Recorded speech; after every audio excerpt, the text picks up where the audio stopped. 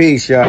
La shame to God. We back at it at another one. Keep low. If you're not subscribed to the channel, subscribe to the channel. I got a good one for y'all today. Yo, check it out. We're going to begin without further ado. But like I said, make sure you subscribe to the channel if you're not subscribed. Give this video a thumbs up. I'm going to play y'all some of the press conference where the FBI is displaying the charges that they have against P. Diddy, aka Sean Combs, the music mogul. And I want you to just enjoy this video and tap in with my channel, KEEPLO, because you ain't gonna get no real spit like this. Yeah, we do. We're going to listen to this press conference. That's Damian Williams, U.S. District Attorney from New York City, on the latest with Diddy. The indictment also alleges that they helped Combs cover up his crimes. During the March 2016 incident at the LA hotel that I mentioned earlier, a member of the hotel security staff intervened, and Combs attempted to bribe the staff member with a stack of cash to make sure that what happened was kept quiet. And as the indictment alleges, in late 2023, after public allegations were made about Combs' crimes, he and others pressured witnesses and victims to stay silent, including by making phone calls to witnesses and victims and giving them a false narrative of what they had experienced. And as alleged, Combs used others to help conceal his abuse by monitoring and preventing victims from leaving a location in order to hide their injuries, or by locating and contacting a victim who had attempted to flee. As part of this investigation, in March of this year, special agents from HSI executed search warrants at Combs' residences in Miami and Los Angeles. They also executed a warrant for Combs' electronic devices. During those searches, agents seized evidence of the crimes charged in this indictment. They seized firearms and ammunition, including 3 defaced AR-15s and a large capacity drum magazine. They also seized evidence of the freak-offs, electronic devices that contain images and videos of the freak-offs with multiple victims. And they seized cases and cases of the kinds of personal lubricant and baby oil that Combs' staff allegedly used to stock hotel rooms for the freak-offs, more than 1,000 bottles altogether. Here are some of the items that we recovered during the searches.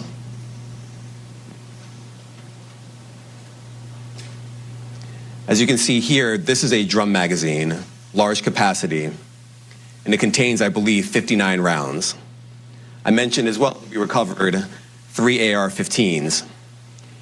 This is a close-up shot of one of the AR-15s, and you can see right here, the serial number has been thoroughly defaced. Another picture of more ammunition and parts of 2 AR-15s right there.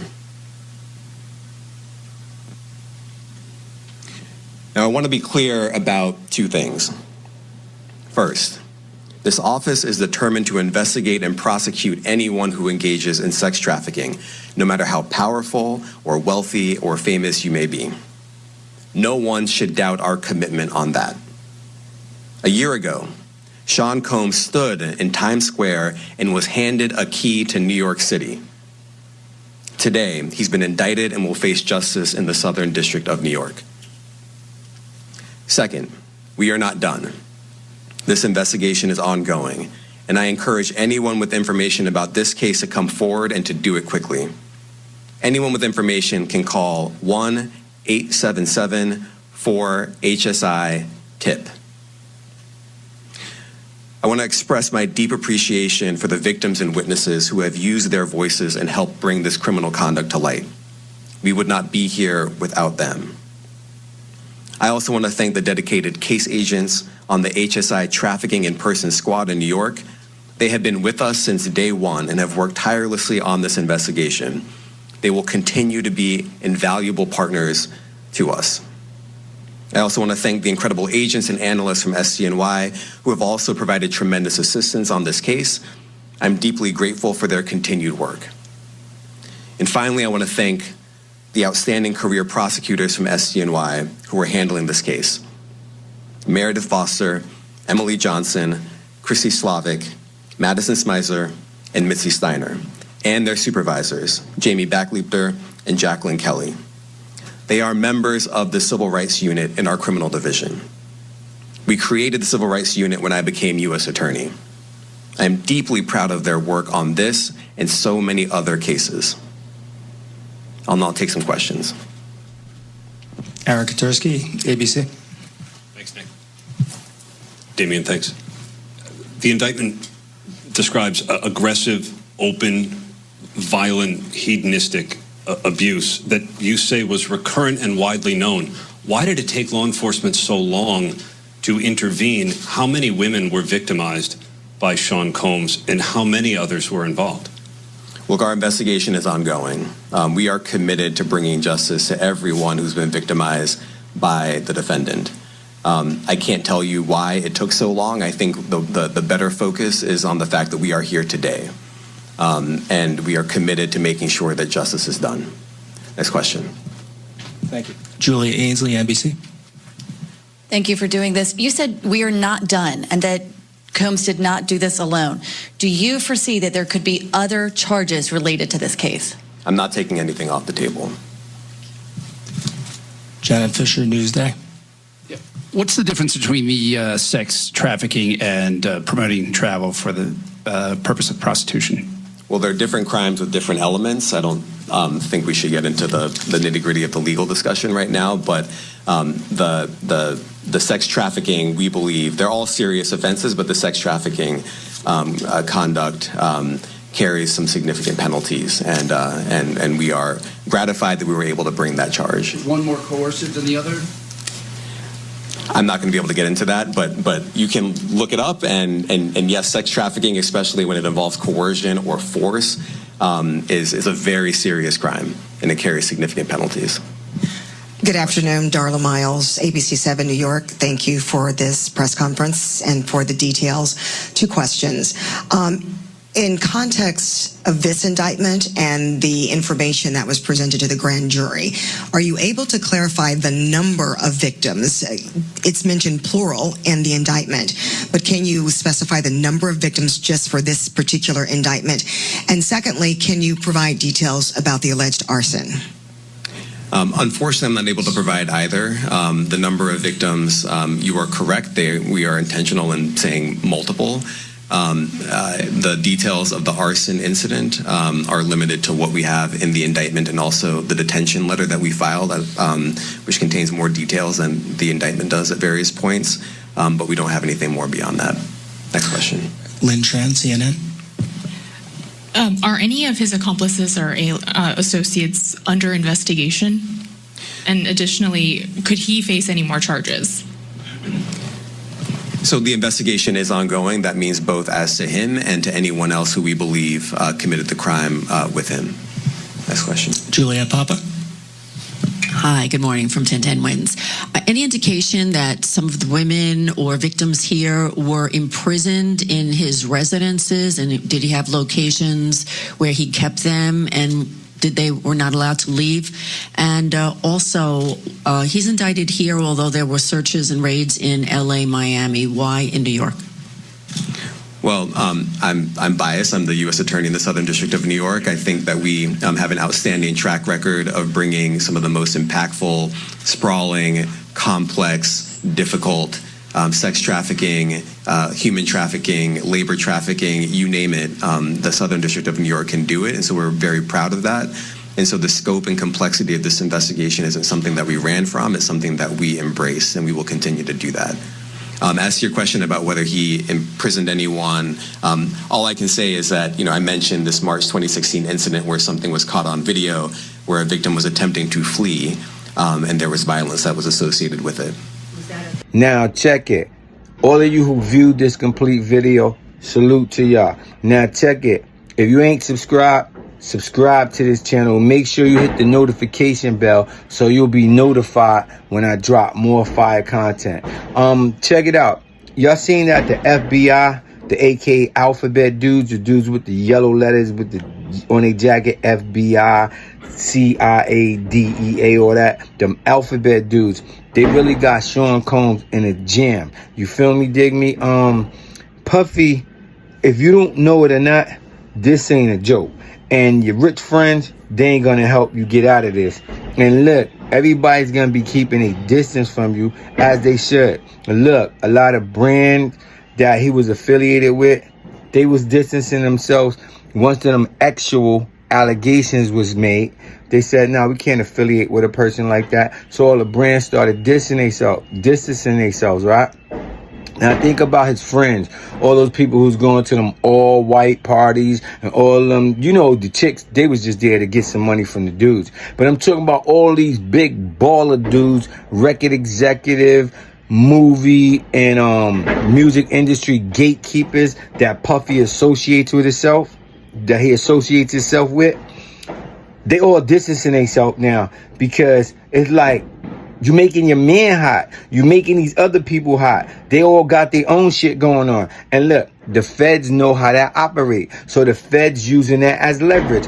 They just go on the press conference and throw shit out there like, look, man, it's going to be more people in this investigation. That's to shake them all up.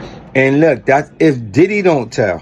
You feel me? But he might try to make a deal because you know how like one dude got caught with a banger. Y'all know what a banger is, right? He got caught with a banger, and now he's saying, how can I help myself? I'll tell you about this dude who did it out of your body, you feel me? So that's the same way it's working now, because even though Puffy doesn't have, look, even though P. Diddy, he doesn't have any murder allegations so far. Now, there's some shit lingering in the air on YouTube about he has something to do with the Tupac death, right?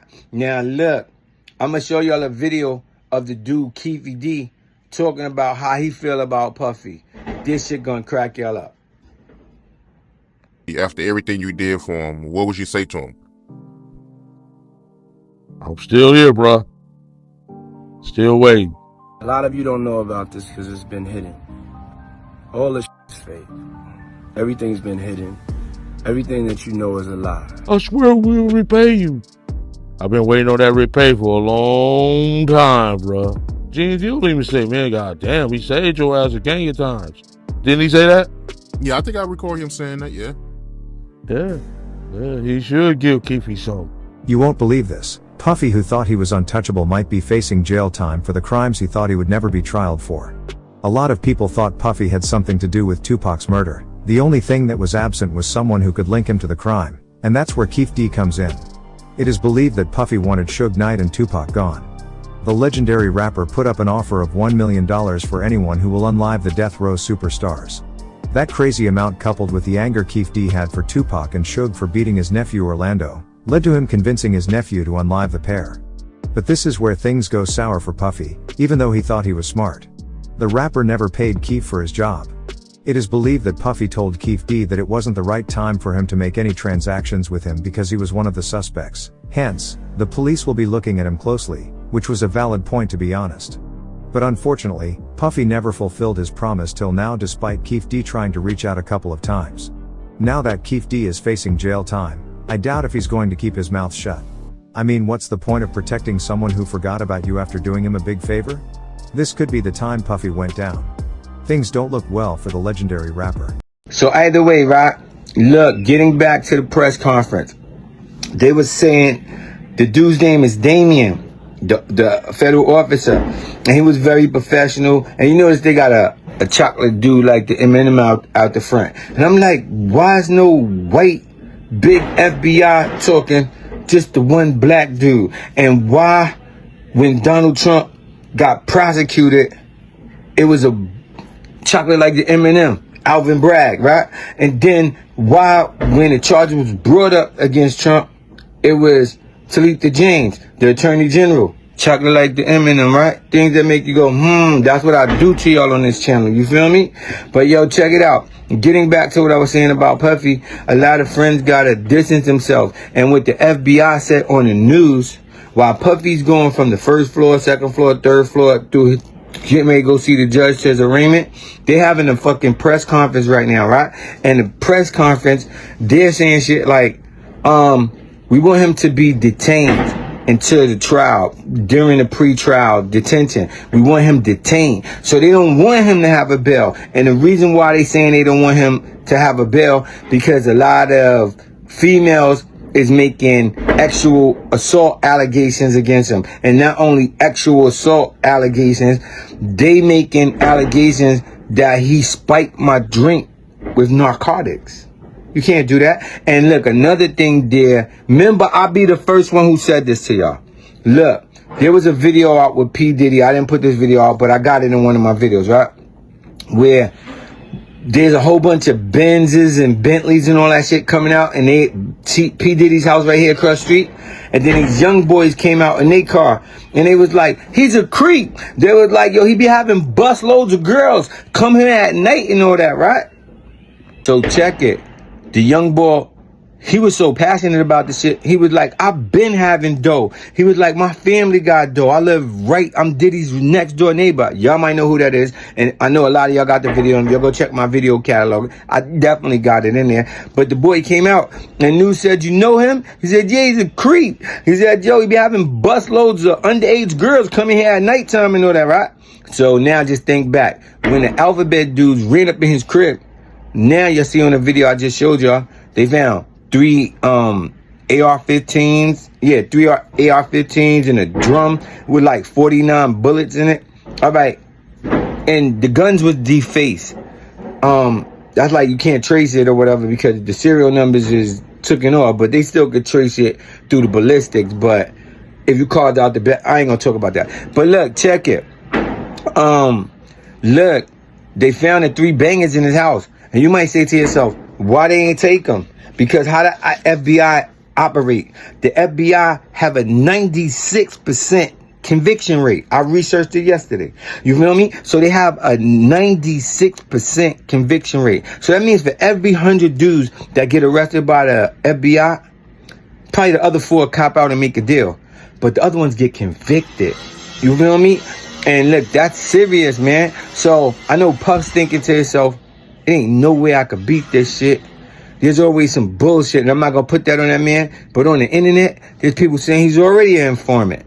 I don't know how true that shit is, but evidently that power shit ain't working because they bagged you. And if you was an informant, your own man's is bagging you because the same dudes you telling is bagging you. But I don't think it's that shit. But y'all get in the comments and let me know what y'all think. And let me know what y'all think about this video. And make sure to subscribe to this channel, KEEPLO. And yo, check this out. I got a documentary coming out. It'll be out maybe a week, no more than 2 weeks. And it's going to be a dope-ass documentary. It's not going to be that average black hood shit. You feel me? It's going to be some real shit.